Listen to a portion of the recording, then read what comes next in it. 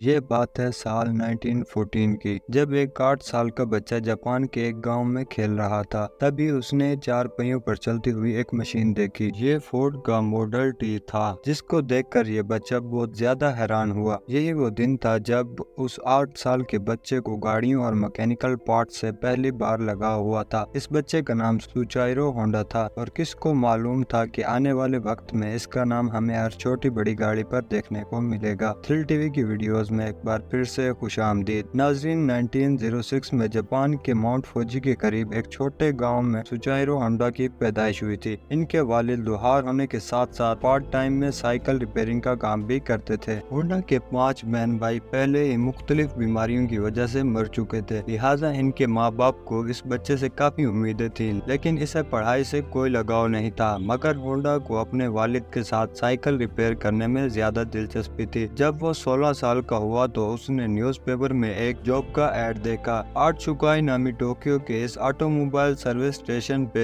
Technicians کی ضرورت تھی۔ ہونڈا نے کمپنی کو جاب کے لیے لیٹر لکھا، اور خوش قسمتی تھی کہ اسے یہ جاب مل بھی گئی۔ یہی وہ ٹائم تھا جب ہونڈا کمانے کے لیے ٹوکیو روانہ ہو گیا۔ ہونڈا کا خواب اس وقت ٹوٹا جب وہ آرٹ شوکائی پہنچا تو آرٹ شوکائی کے مالک نے اس سے صاف ستھرائی کے کام کروانا شروع کر دیے اور اسے بچوں کی دیکھ بھال کرنے میں لگا دیا۔ ہونڈا بیچارہ کرتا تو کیا کرتا، ایک طرف وہ اپنا گھر اور ماں باپ کو چھوڑ کر آیا تھا، اور دوسری طرف اس سے فضول کام لیے جا رہے تھے۔ اس کو واپس اپنے گاؤں جانے میں شرم آ رہی تھی، کیونکہ وہ اپنے والدین کا سامنا کرنے کی ہمت نہیں کر پا رہا تھا۔ یہی وجہ تھی کہ وہ اگلے کئی مہینوں تک وہیں صاف ستھرائی کے کام کرتا رہا۔ کچھ ہی مہینوں کے بعد آرٹ شوکائی کے مالک نے ہونڈا سے ورک شاپ کا کام بھی کروانے لگا۔ ہونڈا کو اس کام میں شروع سے ہی خاصی دلچسپی تھی، اس لیے وہ چیزوں کو آسانی سے سمجھ جاتا تھا۔ چند مہینوں میں وہ ہر طرح کی گاڑی اور ان کے اسپیئر پارٹس کے بارے میں کافی کچھ جان چکا تھا۔ اسی دوران آرٹ شوکائی نے 2 اسپورٹ کار بھی بنائی، جس میں پہلی گاڑی آرٹ ڈیملر تھی اور دوسری کرٹس۔ ان دونوں گاڑیوں کے اندر یوزڈ انجن کا استعمال کیا گیا تھا۔ ان گاڑیوں نے جاپانیز موٹر کمپٹیشن 1924 میں پہلی پوزیشن حاصل کی۔ اس ریس ایونٹ میں سوچائرو ہونڈا ڈرائیور کے ساتھ انجینئر کے طور پر بیٹھا تھا۔ اس ایونٹ کے بعد سوچائرو ہونڈا کا انٹرسٹ موٹر سپورٹس کے اندر اور بڑھ گیا۔ اگلے کچھ سالوں تک اس نے آرٹ شوکائی میں ہی کام کیا اور اپنے ایکسپیرینس کو بھی بڑھاتا رہا۔ 1928 میں 22 سال کی عمر میں اس کے مالک نے اپنی ایک اور برانچ کھولنے کا فیصلہ کیا۔ یہ برانچ ہاماماتسو میں ہونا تھی۔ اس برانچ کو چلانے کے لیے اس کے مالک نے ہونڈا کو ذمہ داری سونپ کر روانہ کر دیا۔ وہاں پر ہونڈا نے خوب محنت کی اور 2 سالوں کے اندر اپنے ایکسپیرینس کا استعمال کر کے کمپنی کا نام روشن کر دیا، اور اب وہ بریلینٹ میکینک اور ریسنگ ڈرائیور بھی بن چکا تھا۔ اس نے اپنی مہارت کا فائدہ اٹھاتے ہوئے اپنے مالک کے لیے سپورٹس کار بھی ڈیزائن کی۔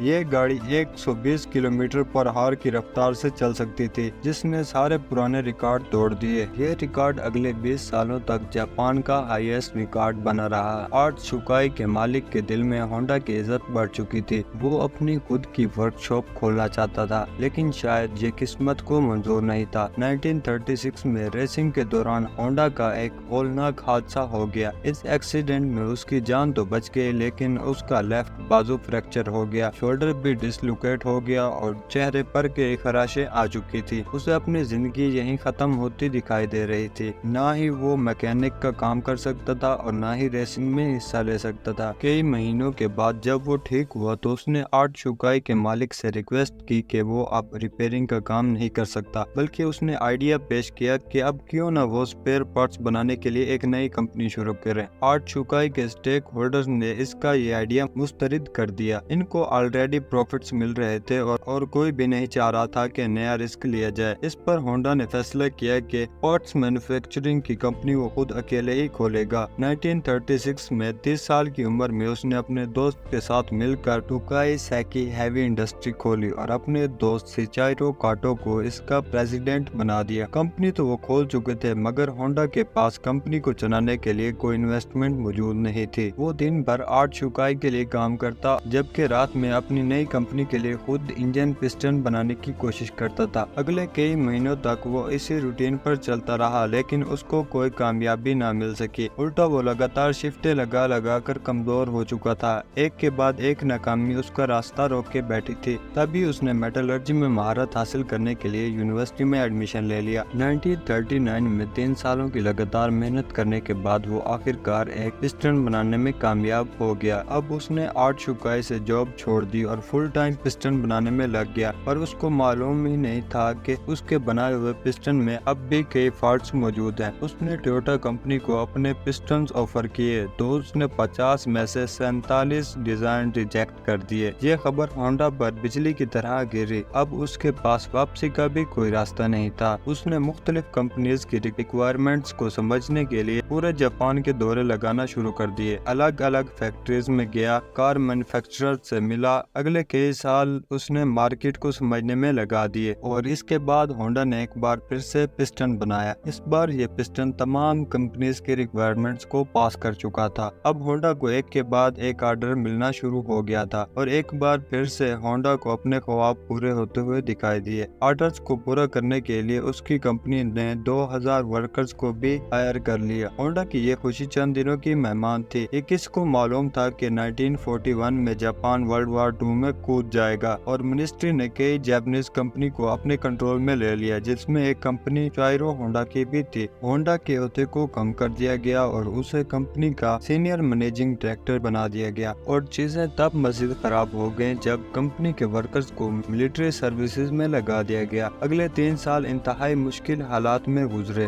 لیکن 1944 میں ایک واقعہ ہوا جس نے ہونڈا کی امیدوں پر پوری طرح سے پانی پھیر دیا۔ ایئر اسٹرائیک کے دوران ایک میزائل سیدھا ہونڈا کی کمپنی پر آ لگا۔ پورے ملک کے حالات بد سے بدتر ہوتے جا رہے تھے۔ جاپان جنگ ہارتا ہوا دکھائی دے رہا تھا۔ پھر 1945 میں 2 نیوکلیئر اٹیک ہوئے جس نے جاپان کی سرے سے ہی کمر توڑ دی۔ اس واقعے کے بعد جاپان نے امریکہ کے سامنے ہتھیار ڈال دیے۔ جنگ تو اب ختم ہو چکی تھی، لیکن ہونڈا اپنا سب کچھ کھو بیٹھا تھا۔ اس نے اپنے ایسٹس ٹویوٹا کمپنی کو 4,50,000 ین میں بیچے اور ایک بار پھر جاب لیس ہو کر بیٹھ گیا۔ یہ حالت ہونڈا کے ساتھ ہی نہیں تھی بلکہ پورا کا پورا جاپان بڑے کرائسس سے گزر رہا تھا۔ اکانومی میلٹ ہو رہی تھی، لوگوں کے پاس کھانے پینے کو کچھ نہیں تھا، مہنگائی نے سب کی کمر توڑ رکھی تھی۔ پبلک ٹرانسپورٹ میں سفر کرنا بھی مشکل تھا کیونکہ جاپان میں تیل کی قیمت آسمان پر تھی۔ اسی دوران ہونڈا کو جاپانیز امپیریل آرمی کا ایک چھوٹا سا انجن ملا جس سے وہ وائرلیس ریڈیو چلایا کرتے تھے۔ اس انجن کو دیکھ کر ہونڈا کے مائنڈ میں ایک آئیڈیا آیا، کیوں نہ اسی انجن کو سائیکل میں لگا کر ٹرانسپورٹ کا مسئلہ حل کیا جائے۔ اس سے ٹرانسپورٹ آسان بھی ہو جائے گی اور سستی بھی پڑے گی کیونکہ اس دور میں لوگ پہلے ہی مہنگائی سے پریشان تھے۔ تو جب انہوں نے انجن سائیکل پہ لگا دیکھا تو سب کو یہ آئیڈیا اچھا لگا۔ چند یوزڈ انجن ہونڈا کو مل گئے، مگر لوگوں کی ڈیمانڈ اتنی زیادہ تھی کہ ہونڈا نے خود اپنا ایک نیا انجن ڈیزائن کر لیا۔ یہ تاریخ میں پہلی بار تھا کہ کسی مشین پر ہونڈا کا لوگو دیکھا گیا۔ ہونڈا کے پاس اتنے پیسے نہیں تھے کہ وہ اس سائیکل کو نیکسٹ لیول بنا سکے، لہٰذا اس نے 18,000 دکانداروں کے نام ایک اوپن لیٹر لکھا۔ لوگوں کو ہونڈا پہ اتنا بھروسہ تھا کہ 3,000 دکانداروں نے پوزیٹیو رپلائی دیا اور پیمنٹ بھی ایڈوانس میں دے دی۔ اگلے 3 سالوں میں ہونڈا نے ایک ایسی موٹر سائیکل تیار کی جو کہ مارکیٹ کی ریکوائرمنٹ کے عین مطابق تھی۔ یہ سپر کب کے نام سے لانچ کی گئی جس نے آتے ہی مارکیٹ میں دھوم مچا دی۔ یہ ماڈل اتنا کامیاب ہوا کہ 1958 میں اس ماڈل نے امریکہ کی اپنی ٹرائمف اور ہارلے ڈیوڈسن کی سیلز کو بھی پیچھے چھوڑ دیا۔